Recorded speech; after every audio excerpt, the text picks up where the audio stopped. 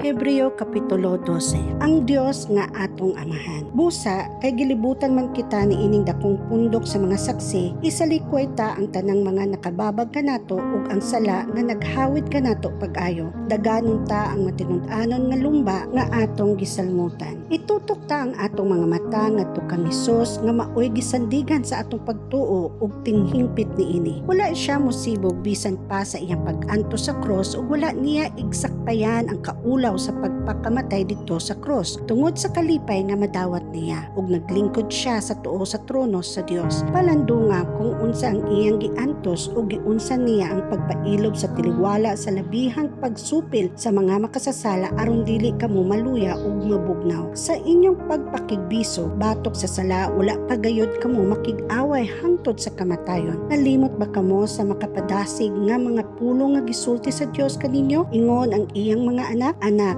isipa nga mahinungdanon ang pagdisiplina sa Ginoo kanimo ug ayaw kaluya kung badlungon ka niya. Kay disiplinahon sa Dios ang tanan nga iyang gihigugma ug kastiguhon ang tanan niyang anak nga iyang giila. Lahutay sa inyong giantos ingon nga pagdisiplina kaninyo. Ang pagdisiplina kaninyo nagpaila nga giisip kamo sa Dios nga iyang mga anak. Kay may mga anak bagod nga dili disiplinahon sa iyang amahan, kun dili kamo kastiguhon sama sa gihigugma sa Dios sa tanan niyang mga anak, dili kamo tinuod nga mga anak niya kundi mga anak sa gawas. Ang atong mga tawhanong amahan nagkastigo kanato o gitahod ta sila. Dili ba mas labi pang dawaton nato ang pagkastigo sa atong espirituhanong amahan aron makabaton kita kinabuhi? Kay gidisiplina kita sa atong mga tawhanong amahan sulod sa mubong panahon lamang sumala sa ilang ginahuna nga angay buhaton. Apan ang Dios nagdisiplina kanato alang sa atong kaugalingong kaayuhan aron makaambit kita sa iyang pagkabalaan. Walay kastigo nga dili sakit ug dili gayud kini makalipay. Apan sa kaulahian kadtong nakadawat sa maong pagpanton makaani sa kinabuhing matarong ug malinawon. Mga pahimangno ug mga pasidaan. Busa ipataas ang mga nahuyhoy ninyong mga kamot ug lig-una ang naluyan ninyong mga tuhod. Subayan ninyo ang tulid nga mga dalan aron dili mainutil ang mga piang ninyong tiil kundi mamaayo hinuon. Paningkamutin ninyo ang pakipagdait sa tanang tawo ug sa pagkinabuhi nga balaan kay gawas niini walay makakita sa Ginoo. Pagmatngon kamo nga walay usa ka ninyo nga mobiya sa grasya sa Dios ug matnguni nga walay usa ka ninyo nga mahisama sa mapait nga tanom nga motubo ug makahasol sa uban pinaagi sa hilo niini. Matnguni usab ninyo nga dili kamo mahimong immoral o mahimong dili espirituhanon sama kang Isaw nga nabaligya sa iyang katungod sa pagkapanganay nga anak tungod lamang sa usa ka pagkaon. Nasayod kamo nga sa nangayo na siya sa panalangin nga iyang mapanunod sa iyang amahan, gisalikway siya kay dili naman niya mabakwe ang iyang gibuhat bisan pag naghilak siya ug